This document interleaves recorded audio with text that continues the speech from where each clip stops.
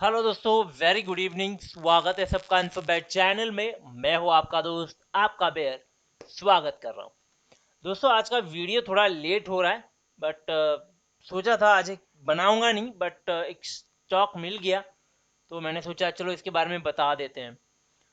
काफ़ी सारे जो रिटेल इन्वेस्टर्स है, हमारे सब्सक्राइबर जो है वो उन्होंने उनमें से काफ़ी लोगों ने एक्चुअली RVNL के बारे में पूछा भी था, और कुछ अच्छी क्वांटिटी, एक हेवी क्वांटिटी उन्होंने लेकर भी रखी हुई है।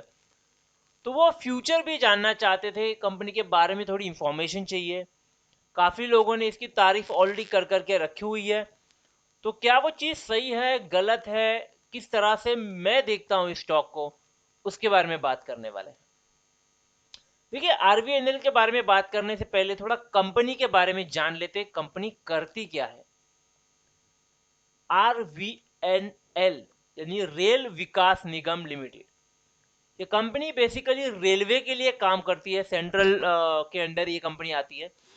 और इम्पॉर्टेंट चीज़ ये है कि ये रेलवे का पूरा इंफ्रास्ट्रक्चर, टेक्नोलॉजी से लेकर के रोडवेज तक, यानी जो पटरियाँ बनती है, ट्रैक्स बनते हैं, वहाँ तक का पूरा काम ये कंपनी देखती है। अब अगर रेलवे के बारे में बात भी कर रहे हैं तो रेलवे का और भी एक स्टॉक है जो मेरे ख्याल से 1000-1200 के रेंज में ट्रेड हो रहा है। अब उसके बाद में और दो तीन स्टॉक रेलवे ने बाद में इंट्रोड्यूस भी किए हैं, बट खास करके इस स्टॉक के बारे में बात कर रहे हैं आज। इस स्टॉक के बारे में अगर हम लोग देखेंगे और इसका फ्यूचर के बारे में भी सोचेंगे, तो देखिए, भारत अभी डेवलपिंग कंट्री है, और खास करके इंफ्रास्ट्रक्चर के मामले में अगर हम लोग बात करें तो हमें और बहुत कुछ करना है। हमें अभी तक काफ़ी सारे स्टेट से वहाँ तक प्रॉपर कनेक्शंस करने हैं। हमें अलग अलग अभी सारी की सारी ट्रेन जो है हमारे अभी एक ही ट्रैक पर चलती है, चाहे वो पैसेंजर हो, हमारी लोकल हो, या आपकी एक्सप्रेस हो, मालगाड़ी हो। तो यहाँ पे काफ़ी सारी दिक्कतें आती हैं, ट्रेन डिले हो जाती हैं, कुछ दिक्कत हो जाती है तो बंद हो जाती है। तो गवर्नमेंट कर क्या रही है अभी फिलहाल? जो गवर्नमेंट काम कर रही है, I am very impress with the work they are doing. अभी ये चीज है, अगर आप एजुकेटेड हो, समझदार हो, चीजों को समझते हो, तो डेफिनेटली आपको समझ में आएंगी कि किस तरह से पिछली वाली गवर्नमेंट काम कर रही थी और किस तरह से ये गवर्नमेंट जो है काम कर रही है। नहीं, मैं बिल्कुल भी किसी गवर्नमेंट का साइड नहीं ले रहा हूँ, क्योंकि ये मुद्दा ही नहीं है हमारा। बस इतना बता रहा हूँ कि यहाँ पर प्लान्स और पॉलिसीज बन रही है। यहाँ पर जो लोकल है उसका ट्रैक अलग हो जाएगा, जो एक्सप्रेसेस है उनका ट्रैक अलग हो जाएगा, जो लॉन्ग डिस्टेंस की गाड़ियां हैं, और जो माल गाड़ी है उसका ट्रैक अलग हो जाएगा।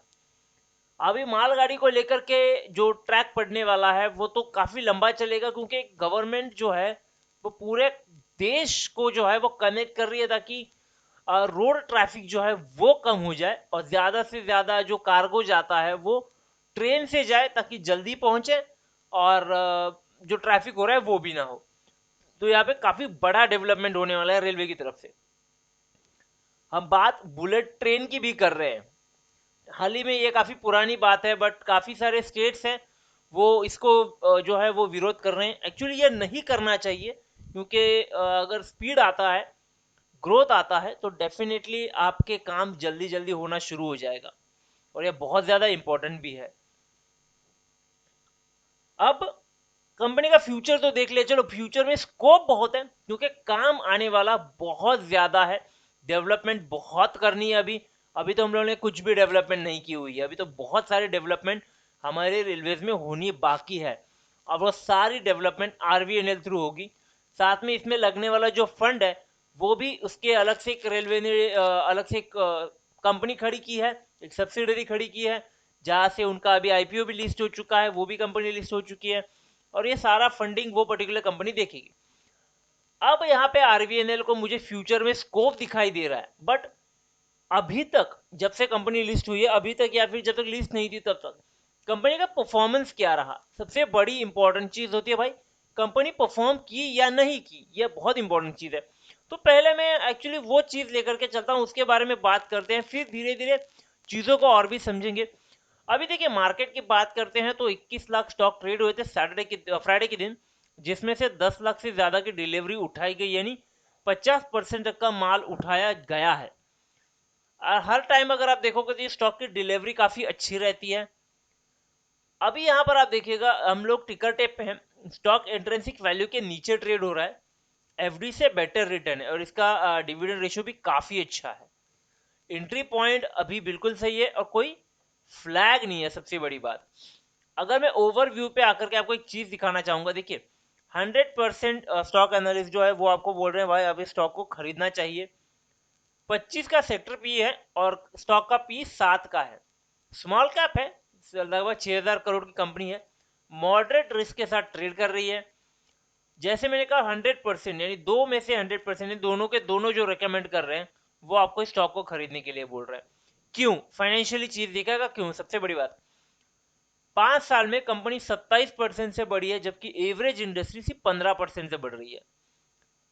कंपनी का नेट इनकम 16.5% है जबकि इंडस्ट्री का सिर्फ 3.5% है।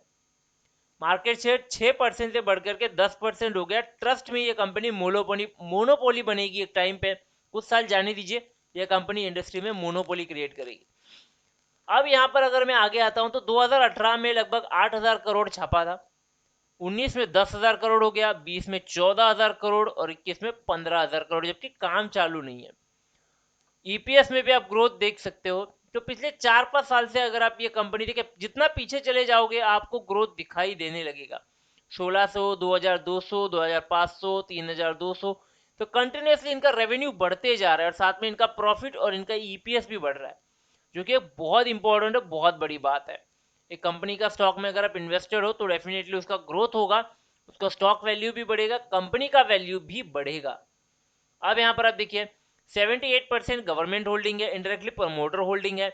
अब यहाँ पे प्रमोटर क्या कर रहे हैं, म्यूचुअल फंड के बारे में देखिए, प्रमोटर अपना धीरे धीरे होल्डिंग घटा रहे हैं, इसको प्राइवेटाइजेशन की तरफ मोड़ने की गवर्नमेंट की जो हमेशा बात करते रहते हैं, तो डेफिनेटली यहाँ पर चीज होगी वो।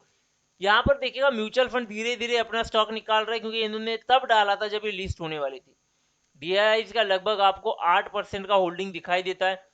गवर्नमेंट नहीं चाहती फिलहाल इसमें एफआई का ज्यादा इन्वेस्टमेंट हो, तो डेफिनेटली ये ओपन भी होगा बाद में, जैसे जैसे प्रमोटर होल्डिंग कम होता जाएगा यहाँ पर एफआईएस का इन्वेस्टमेंट जो है वो धीरे धीरे बढ़ता दिखेगा। क्योंकि इंफ्रास्ट्रक्चर में चीज जो होती है ना दोस्तों बहुत इंपॉर्टेंट होती है कोई भी कंट्री के लिए।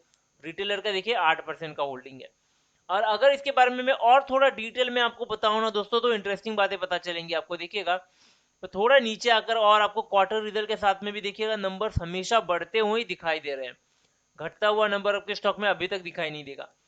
5 साल में 28% का सेल्स ग्रोथ है, 3 साल में 27% का और पिछले साल में 6% का, जो अभी बढ़ रहा है। प्रॉफिट भी बढ़ रहा है, सेल्स भी बढ़ रहा है, तो साथ में प्रॉफिट भी बढ़ रहा है, सीएजीआर भी बढ़ रहा है। और साथ में कंपनी का कैश के बारे में बात करेंगे ना तो लगभग 1200 करोड़ का कैश आज भी कंपनी के पास अवेलेबल है। और सबसे बड़ी बात 23 डेज का इसका डेटर डेज है, यानी कंपनी की अगर कल पैसे की जरूरत पड़ती है तो कंपनी 23 दिन के अंदर पैसा खड़ा कर सकता है, जितने भी अपने ड्यूज है वो सारे क्लियर कर सकता है। तो एक बहुत इंपॉर्टेंट चीज होती है, जितना कम डेटर डेज होगा कंपनी फाइनेंशियली भी उतनी स्ट्रांग दिखाई देती है। ठीक है, तो ये मेरे कुछ रीजन थे आरवीएनएल को खरीदने के पीछे। डिविडेंड अच्छा है तो डेफिनेटली इन्वेस्टमेंट पे रिटर्न भी आएगा, स्टॉक बढ़ने का ग्रोथ काफी अच्छा है तो डेफिनेटली इन्वेस्टमेंट भी बढ़ेगा, और साथ में कंपनी भी एक ऐसे सेक्टर में काम करती है जो देश की रिक्वायरमेंट है और इसको ग्रो करने से कोई रोक नहीं सकता, चाहे कुछ भी हो जाए। तो आने वाले समय में ये स्टॉक रियली एक सोने की खदान बन सकता है। तो डेफिनेटली जो बड़े आपको सजेस्ट करने वाले जो भी इन्वेस्टर्स हैं तो डेफिनेटली सही सजेस्ट कर रहे हैं स्टॉक के बारे में, तो इन्वेस्ट करने के बारे में सोचिएगा ज़रूर। और वीडियो अगर अच्छा लगा है तो लाइक करना है, दोस्तों के साथ शेयर करना है। चैनल का नाम है दोस्तों इन्फो बेयर, सब्सक्राइब जरूर कर लेना है। मिलते हैं अगले वीडियो में, तब तक के लिए थैंक यू वेरी मच।